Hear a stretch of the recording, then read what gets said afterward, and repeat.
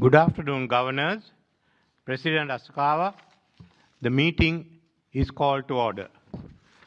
I would like to welcome all of you to the business session of the 55th Annual Meeting of the Board of Governors of the Asian Development Bank. Let us first take up paragraphs 2 and 3 of the Procedures Committee report. With regard to the provisional schedule of the business sessions, document BG 55/07, you will note that the schedule provides that we finish all the items in the agenda today. I note on the last item of document BG 55/07, the request from the chair-elect to forego delivery of his remarks.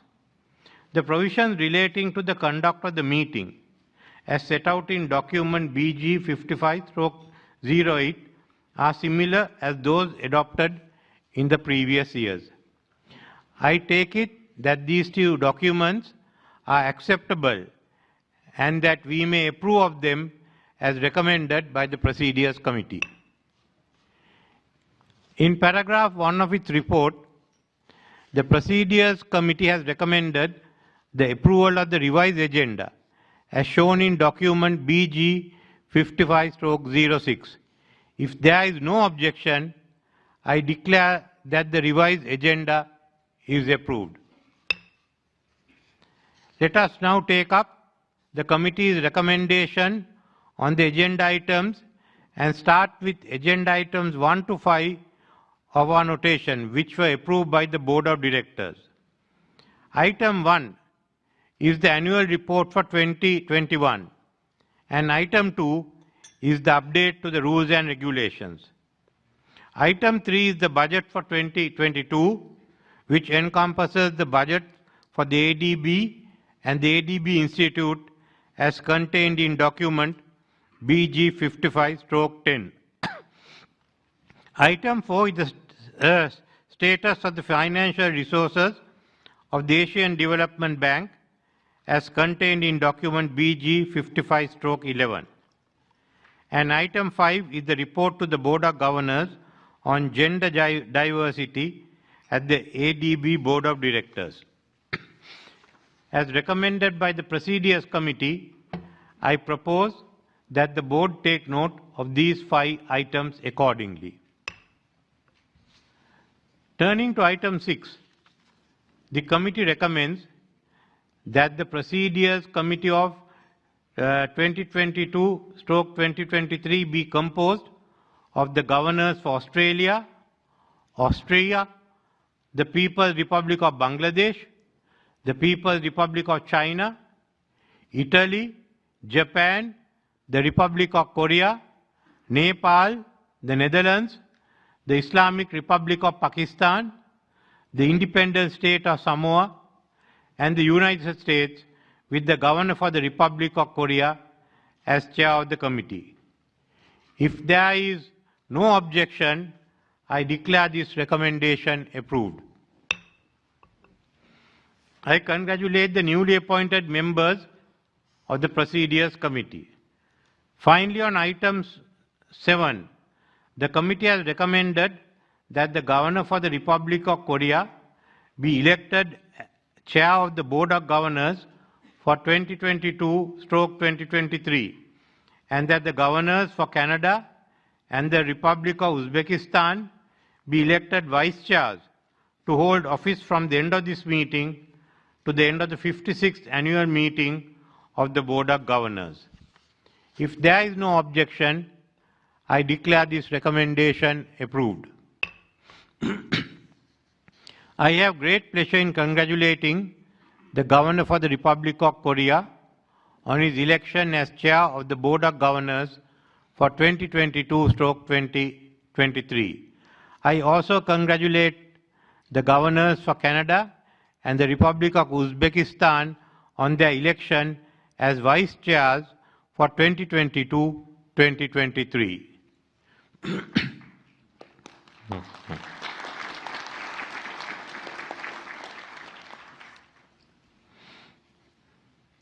At this point, allow me to say a few words as chair of the Board of Governors. fellow governors, President Askawa, delegates, ladies and gentlemen.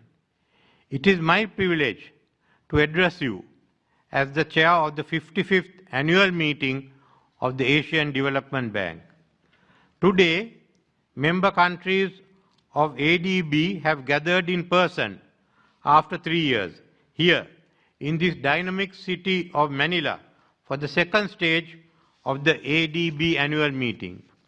First of all, let me express my sincere appreciation to the Asian Development Bank and the government of Philippines for organizing this prestigious event.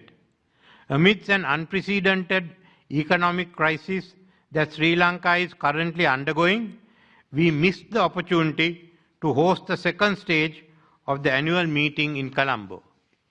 However, we are eagerly looking forward to welcoming you all in Colombo in the near future. The ADB has made a very positive impact, which is being profoundly felt across the entire region. In 2021, the ADB committed $22.8 billion to member countries and has mobilized an additional $12.9 billion in co-financing through partnerships with other sources.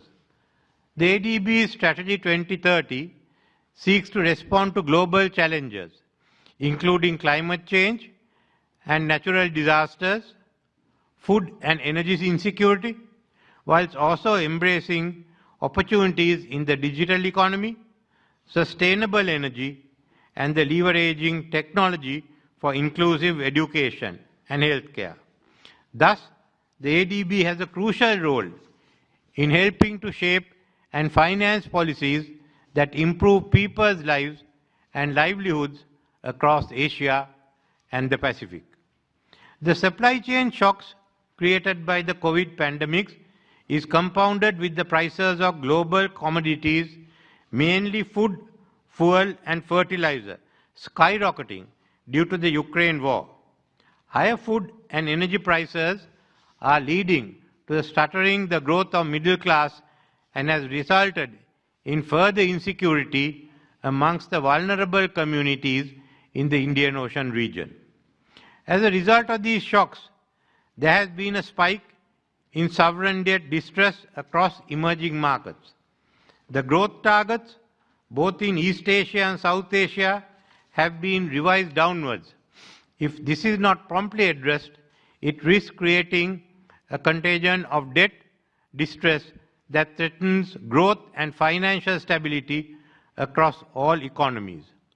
Countries with pre-existing economic vulnerabilities, including Sri Lanka, are the most affected. Therefore, creditors and debtor nations must work collectively in an equitable manner to ensure economic and financial stability across the region and indeed the world. The developments on the global stage have further aggravated the self-inflicted economic crisis in Sri Lanka, resulting in a political outburst that led to a change in government. Today, we have stabilized the economy and many countries and stakeholders are keenly monitoring how we resolve this crisis. Many nations are keenly watching developments in Sri Lanka to see how we engage with all stakeholders in finding a solution to this multifaceted crisis. We are well aware that the evolution of Sri Lanka's economic crisis includes both domestic policy elements as well as external shocks. It follows that the resolution of the crisis also requires both domestic efforts and the support of external partners.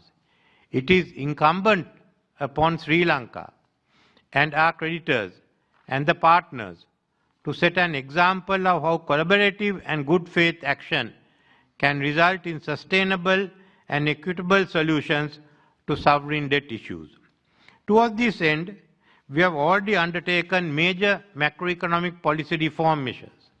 I am pleased to inform you that we have now reached a staff-level agreement with the International Monetary Fund on a 4-year program supported by the extended fund facility. The program is aligned with the commitment of the government to implement an ambitious and comprehensive package of reforms that will help restore the sustainability of our public finances, addressing external imbalances, and restarting our growth engine through structural reforms and improvement in governance.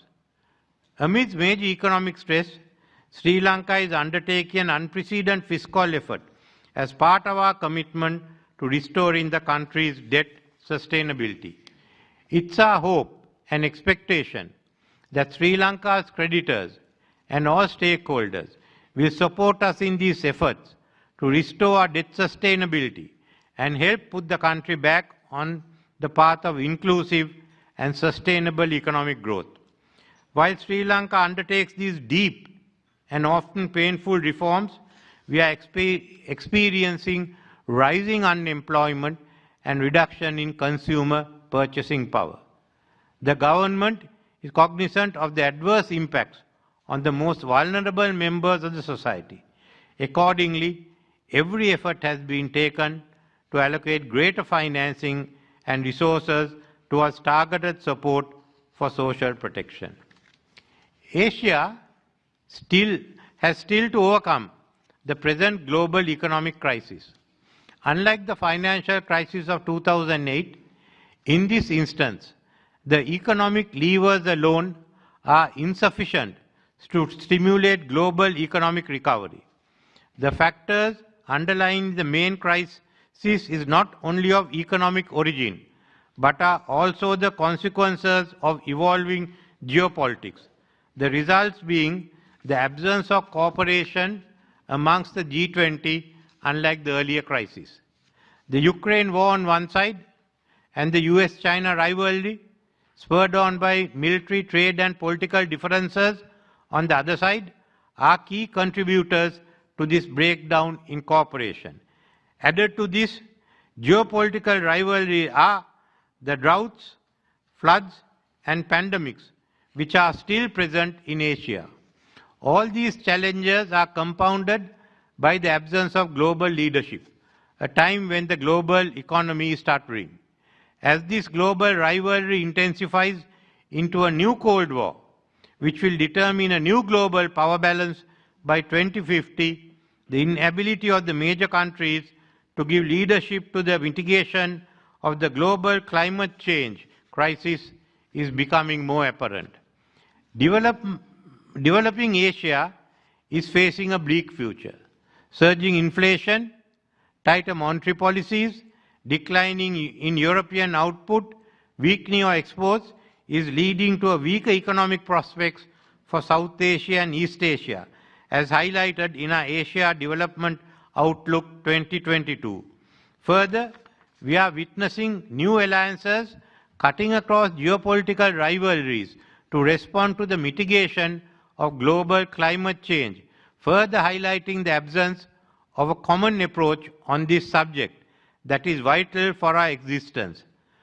The geopolitical rivalry to determine the contours of the Asian power balance by the mid-century has resulted in the inability of the major countries to give leadership to overcoming the key crises that are threatening the prosperity of the region. The resolution of these major economic and environmental issues is unfortunately interwoven with the global geopolitical crisis.